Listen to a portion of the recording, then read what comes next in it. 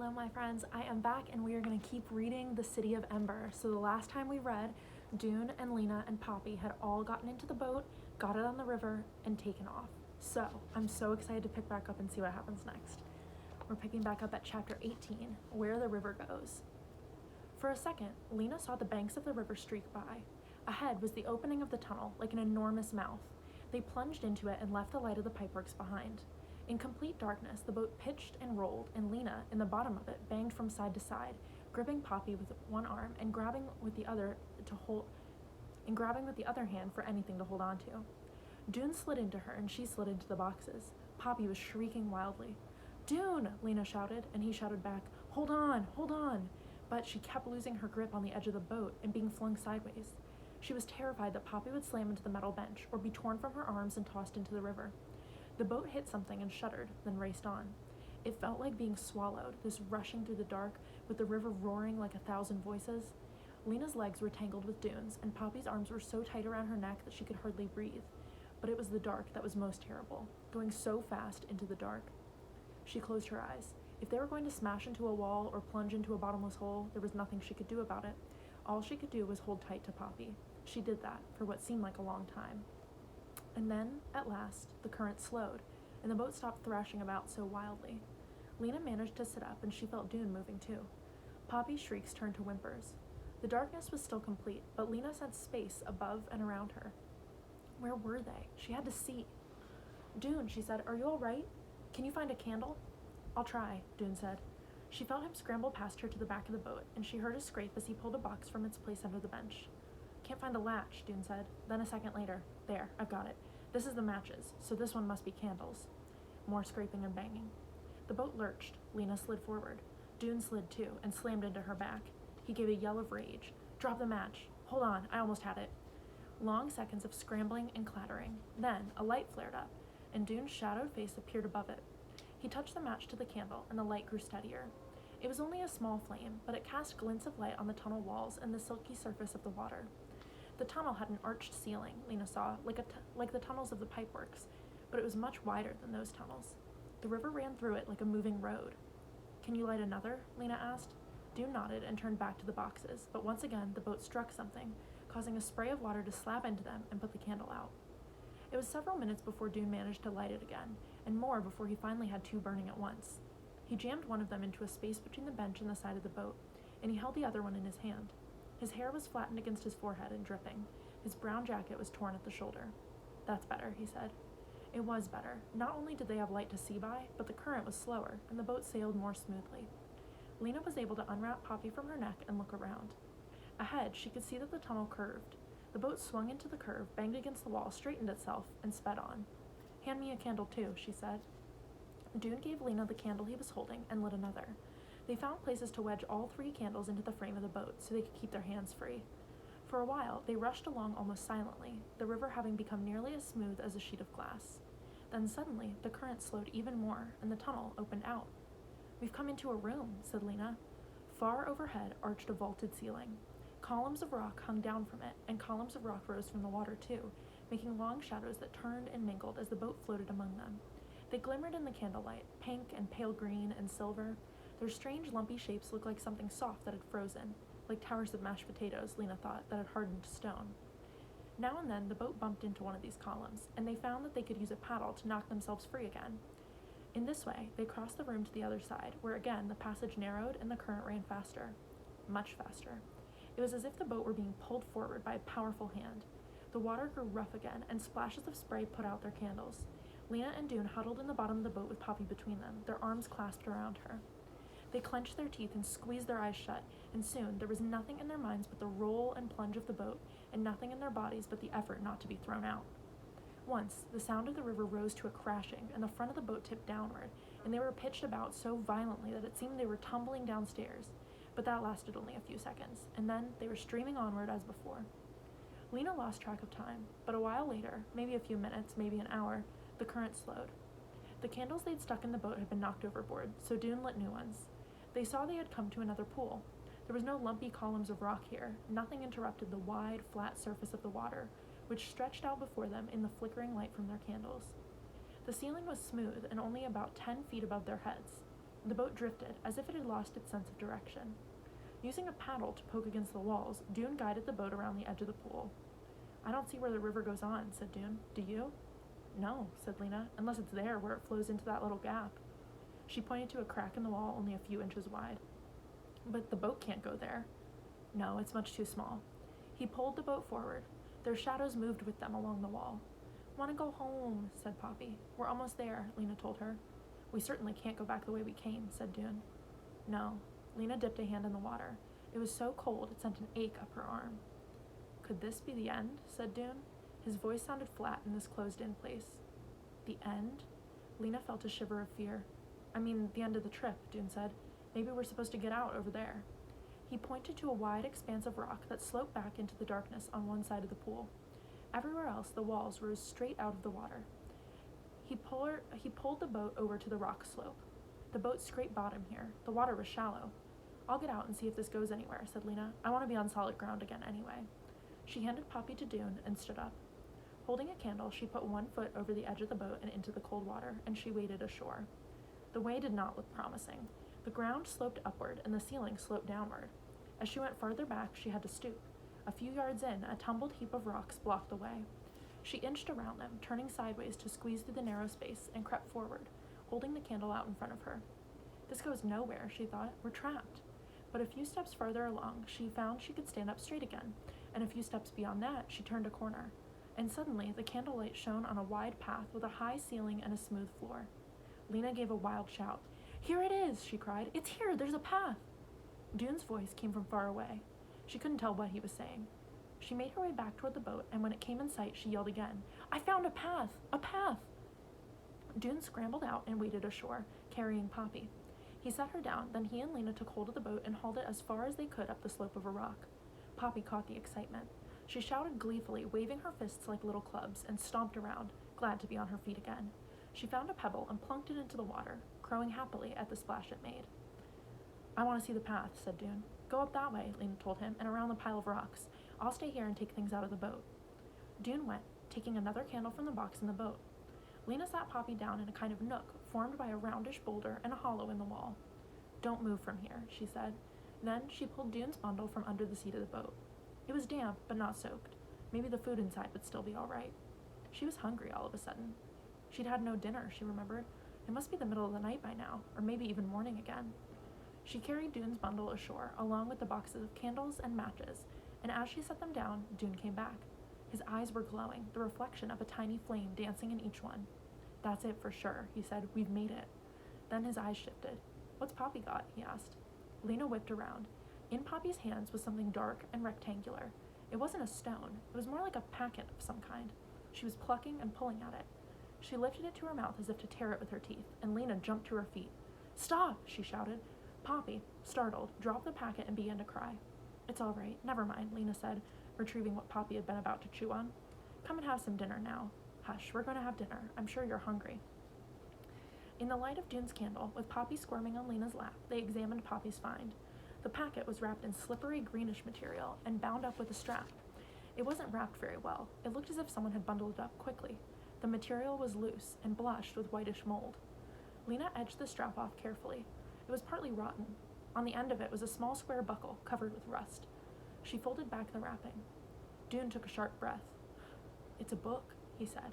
He moved the candle closer, and Lina opened the brown cover. The pages inside had faint blue lines across them, and someone had written along these lines in slanted black letters, which were not neat like the writing in the library books, but sprawling, as if the writer had been in a hurry. Dune ran his finger under the first line. It says, They tell us we learn? No, leave. They tell us we leave tonight. He looked up and met Lena's eyes. Leave, said Lina. From where? From Ember? Dune asked. Could someone have come this way before us? Or was it someone leaving the other city? Dune looked down at the book again. He rifled through the pages. There were many of them. Let's save it, said Lina. We'll read it when we get to the new city. Dune nodded. It'll be easier to see there. So, Lina wrapped up the book again and tied it securely into Dune's bundle. They sat on the rock shelf for a while, eating the food Dune had brought. The candles wedged in the boat still shone steadily, and their light was cozy like lamplight. It made golden shapes on the still surface of the pond. Dune said, I saw the guards run after you. Tell me what happened. Lina told him. And what about Poppy? What did you tell Mrs. Murdo? I told her the truth. At least, I hope it's the truth. I caught up with her on my way home after the singing. She'd seen the posters. She was terrified, but before she could ask questions, I just said she must give Poppy to me. I said I was taking her to safety, because that's what I suddenly realized on the roof of the gathering hall, Dune. I've been thinking that I had to leave Poppy because she'd be safe with Mrs. Murdo, but when the lights went out, I suddenly knew. There is no safety in Ember. Not for long. Not for anyone. I couldn't leave her behind. Whatever happens to us now, it's better than what's going to happen there. And did you explain all that to Mrs. Murdo? No, I was in a terrible hurry to get to the pipeworks and meet you. I knew I had to go while there were still crowds in the street, so it would be harder for the guards to see me. I just said I was taking Poppy to safety. Mrs. Murdo handed her over, but she sort of sputtered, "Where and why?" And I said, "You'll know in a few days. It's all right." And then I ran. "So you gave her the note then?" said Dune. "The one meant for Clary?" "Oh!" Lina stared at him, stricken. "The message to Clary." She put her hand in her pocket and pulled out the crumpled piece of paper. "I forgot all about it. All I was thinking about was getting Poppy and getting to you." "So, no one knows about the room full of boats?" Lina just shook her head, her eyes wide. "How will we get back to tell them?" "We can't." "Dune," said Lina, "if we had told people right away, even just a few people, if we hadn't decided to be grand and announce it at the singing—" "I know," said Dune, "but we didn't. That's all. We didn't tell, and now no one knows. I did leave a message for my father, though. He told Lina about pinning his last-minute message to the kiosk in Selverton Square. I said we'd found a way out and that it was in the pipeworks, but that's not much help." "Clary has seen the instructions," Lina said. "She knows there's an egress. She might find it. Or she might not." There was nothing to be done about it, and so they put the supplies back into Dune's pillowcase and got ready to go. Lina used Dune's rope to make a leash for Poppy. She tied one end around Poppy's waist and the other around her own. She filled her pockets with packs of matches, and Dune put all the remaining candles in his sack, in case they arrived in the new city at night. He filled his bottle with river water, lit a candle for himself and one for Lina, and, thus equipped, they left the boat behind and crept up the rocky shelf to the path. Chapter 19. A World of Light. As they squeezed past the rocks at the entrance to the path, Dune thought he saw the candlelight glance off a shiny place on the wall. He stopped to look, and when he saw what it was, he called out to Lina, who was a few steps ahead of him. "There's a notice." It was a framed sign, bolted to the stone, a printed sheet behind a piece of glass. Dampness had seeped under the glass and made splotches on the paper, but holding their candles up close, they could read it. "Welcome, refugees of Ember. This is the final stage of your journey. Be prepared for a climb that will take several hours. Fill your bottles with water from the river. We wish you good fortune, the Builders." "They're expecting us," said Lina. "Well, they wrote this a long time ago," Dune said. "The people who put it here must all be dead by now." "That's true, but they wished us good fortune. It makes me feel as if they're watching over us." "Yes, and maybe their great-great-great-grandchildren will be there to welcome us." Encouraged, they started up the path. Their candles made only a feeble glow, but they could tell the path was quite wide. The ceiling was high over their heads. The path seemed to have been made for a great company of people.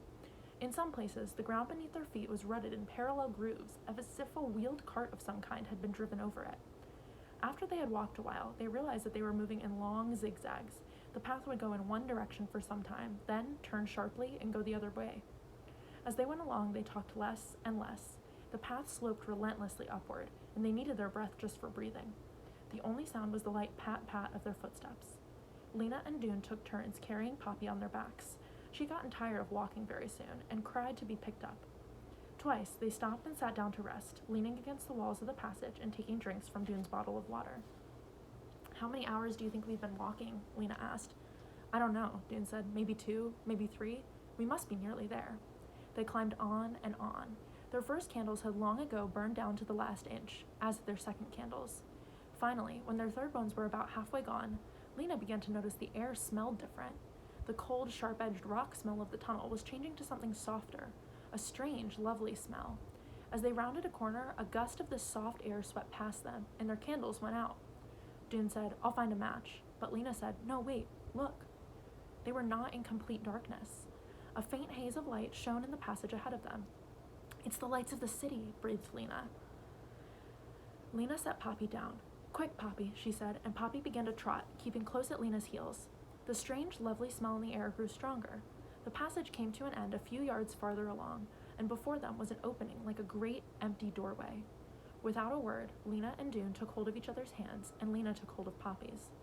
When they stood in the doorway and looked out, they saw no new city at all, but something infinitely stranger.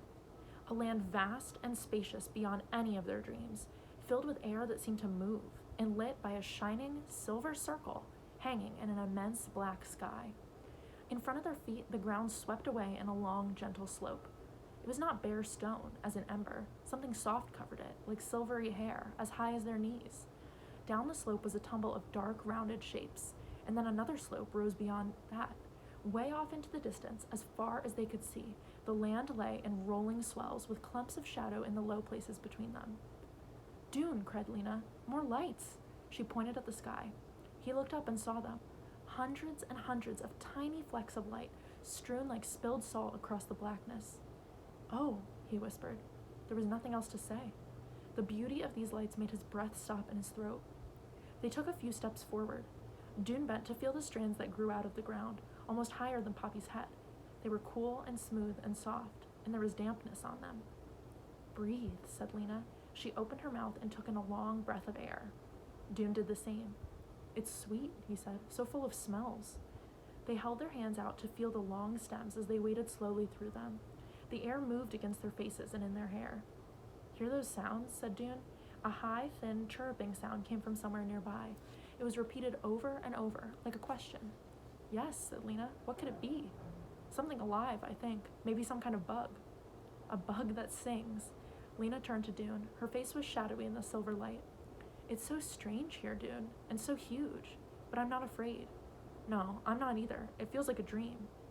"A dream, yes. Maybe that's why it feels familiar. I might have dreamed about this place." They walked until they came to where the dark shapes billowed up from the ground. These were plants, they discovered, taller than they were, with stems as hard and thick as the walls of houses, and leaves that spread out over their heads. On the slope beside these plants, they sat down. "Do you think there is a city here somewhere?" Lina asked.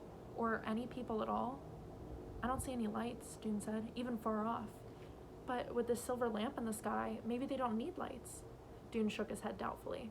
"People would need more light than this," he said. "How could you see well enough to work? How could you grow your food? It's a beautiful light, but not bright enough to live by." "Then what shall we do if there's no city and no people?" I don't know.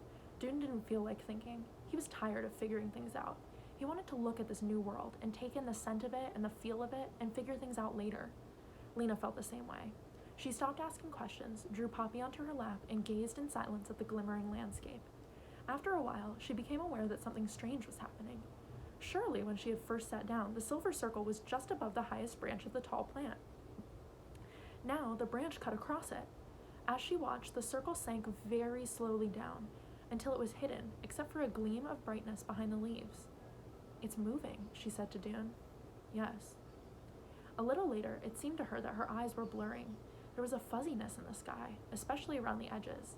It took her a while to realize what was making the fuzziness. "Light," she said. "I see it," said Dune. "It's getting brighter." The edge of the sky turned gray, and then pale orange, and then deep fiery crimson. The land stood out against it, a long black rolling line. One spot along this line grew so bright they could hardly look at it, so bright it seemed to take a bite out of the land. It rose higher and higher until they could see it was a fiery circle, first deep orange, then yellow, and too bright to look at any longer. The colors seeped out of the sky and washed over the land. Light sparkled on the soft hair of the hills and shone through the lacy leaves as every shade of green sprang to life around them. They lifted their faces to the astonishing warmth. The sky arched over them, higher than they could have imagined, a pale, clear blue. Lina felt as though a lid that had been on her all her life had been lifted off. Light and air rushed through her, making her a song like the songs of Ember, only it was a song of joy. She looked at Dune and saw that he was smiling and crying at the same time, and she realized that she was too. Everything around them was springing to life. A glorious racket came from the branches, tweedling notes, peeps, burbles, high sharp calls. Bugs, wondered Dune, imagining with awe the bugs that could make such sounds. But then he saw something fly from a cluster of leaves and swoop down low across the ground, making a clear, sweet call as it flew. "Did you see that?" he said to Lina, pointing. "And there's another one. And there." There, repeated Poppy, leaping from Lina's lap and whirling around, pointing in every direction. The air was full of them now. They were much too large to be insects. One of them lit nearby on a stem. It looked at them with two bright black eyes, and opening its mouth, which was pointed like a thorn, sent forth a little trill. It's speaking to us, said Dune. What could it be? Lina just shook her head. The little creature shifted its claw-like feet on the stem, flapped its brown wings, and trilled again. Then it leapt into the air and was gone. They leapt up too, and threw themselves into exploration. The ground was alive with insects, so many that Dune just laughed in helpless wonder. Flowers bloomed among the green blades, and a stream ran at the foot of the hill. They roamed over the green-coated slopes, running, sliding, calling out to each other with every new discovery, until they were exhausted. Then they sat down by the entrance to the path to eat what was left of their food. They untied Dune's bundle, and Lina suddenly cried out, "The book! We forgot about the book!" There it was, wrapped in its blotched green cloth. "Let's read it out loud while we eat," said Dune. Lina opened the fragile notebook and laid it on the ground in front of her. She picked up a carrot with one hand, and with the other, she kept her place on the scribbled page. This is what she read. All right, so we are not going to read what Lina read right now. It is the last chapter. It's not very much, but it'll help us understand a little bit more what's going on. But oh my goodness, I bet you're thinking in your brain, right? Like, what's happening? Why are they so confused, right? The sky is suddenly blue and not black anymore. A big, bright circle is lighting up the whole sky, something they've never seen before. They're used to only electric lights. They had to walk up a really steep tunnel that was made of rock. All right, so you think about that. Stay tuned for tomorrow, and we're going to finish this book together. All right, bye, guys.